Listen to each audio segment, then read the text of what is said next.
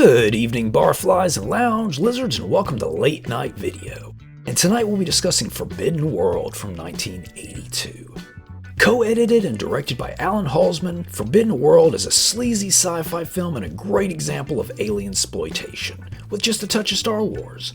It tells the story of a genetic research station located on a desolate desert planet. The research team has created an experimental life form meant to help solve the galaxy's food crisis. Clearly these folks haven't seen many movies, because of course the thing mutates, kills some test animals, and goes into a cocoon. So a special problem solver, along with his sidekick robot, are called in to take care of business. As expected, the metamorph hatches and escapes into the facility for some sleazy alien-like shenanigans. Director Alan Halsman is both a director and editor, having edited the sci-fi classic Battle Beyond the Stars, another Roger Corman production. Corman produced Forbidden World and it was released by New World Pictures. The film stars Jesse Vint as our lead. Vint is a director, writer, and actor who also appeared in the Roger Corman produced Death Sport. Then we have Dawn Dunlap as one of our space ladies.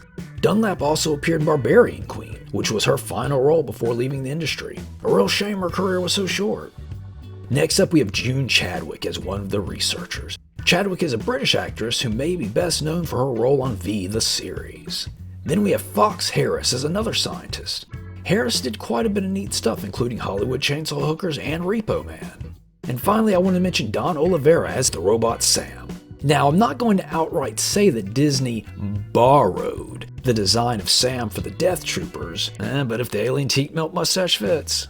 This was Oliveira's only film role. The effects in the film are quite good, featuring space battles, mutant cocoons, and the shape-changing metamorph itself, which has an interesting non-humanoid design. And by the end of the film, it's quite large. There's also some gooey, gory effects and this cool skeleton-like guy. And just look how groovy the spaceship looks. You throw some eyes on that, and you have the Hall of Doom. And set effects were by a team featuring the Skotak brothers, who have exceptionally impressive resumes with work on films ranging from Escape from New York to Cast a Deadly Spell. They're an interesting pair. Dennis was married to Star Trek writer D.C. Fontana, and Robert wrote a biography about writer and director Ib Melchior. He was actually the one that taught me how to pronounce Ib. I thought it was IB for some reason. Brain auto-correcting incorrectly there, I guess. Now, for anyone playing the snack bar drinking game, Forbidden Planet also featured the work of channel favorite, the great John Carl Buechler. He worked on the final form of the mutant and even came back after editing had begun to do more mutant work. All effects aside, this is just a killer looking movie with cool sets, great lighting, and some creative camera work. Forbidden World was written by Tim Kernan and was based on a story by R.J. Robertson and Jim Wynorski. Robertson was a writer and actor who worked on Beastmaster 2 and Think Big with the Barbarian Brothers. Yep, the Barbarian Brothers. That's quality YouTubing right there. But originally, Forbidden World was titled Mutant and featured some comedic moments. Apparently Corman wasn't too keen on that and had them cut. But said director's cut was eventually released on DVD. The film was nominated for 3 Saturn Awards: Best Low Budget Film, Best Makeup, and Best Special Effects, but lost out to The Evil Dead, Poltergeist, and E.T. I smell a conspiracy. And speaking of Battle Beyond the Stars, well, a few minutes ago, Forbidden Planet features some recycled footage from that very film. And not only that, but supposedly it reused some of the James Cameron designed sets from Galaxy of Terror.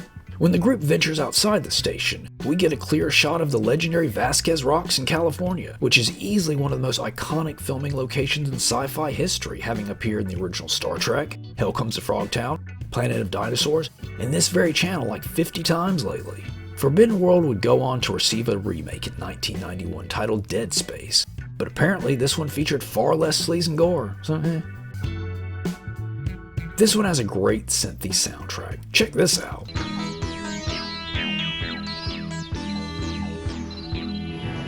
And said score was by Susan Justin. Justin also worked on Grunt, the wrestling movie, and Firecracker. There's a wee bit of wacky. The ladies wear stripper heels when walking around the station, and at one point they decide that bathrobes are the proper attire for making contact with the mutant. Sleazy? Oh yeah! This one has a generous serving of sleaze. The ladies are nude nearly as much as they are clothed, and even when they are clothed, they're often the stuff like bathrobes and little nighty-esque things. There's even a touching moment where the two, completely lacking clothing, clear some goo from Don Dunlap's hair. Can't show it to you, but just know it's powerful stuff. Forbidden World has been released on VHS, DVD, Blu-ray, and Laserdisc. This is a really good one, and at only an hour and 17 minutes, it's a quick watch with a great pace. It's probably my favorite example of Alienploitation, and it's a pretty safe bet you haven't seen a creature get taken out like the one in this film. It's something else. And that's all the time we have for this weekend. So Mike, what do you think of the hat I'm always wearing? It's kind of my trademark. That thing is trouble. I can smell it. No, that's my new video store scented cologne. Well, how about the R-rated selfies I took last night? What'd you think of those? A damn nightmare. It was my Zardoz cosplay pics, wasn't it? So please like, comment, subscribe, watch the skies, and stay atomic. The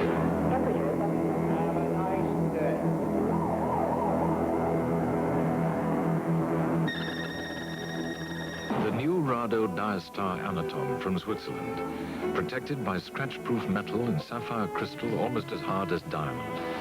It is anatomically designed to fit the wrist. It will not blemish. It is a precious object of tomorrow. The new Rado Diastar Anaton. Rado watches are available at Tourneau Corner. The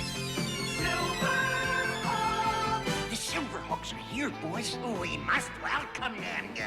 From the galaxy of Limbo, Burger King presents Silverhawks meal packs with a Monstar decoder ring, Tallyhawk pencil topper, and 2 other Hawkhaven treasures. You can collect them all. I will take them. Take this, Monstar.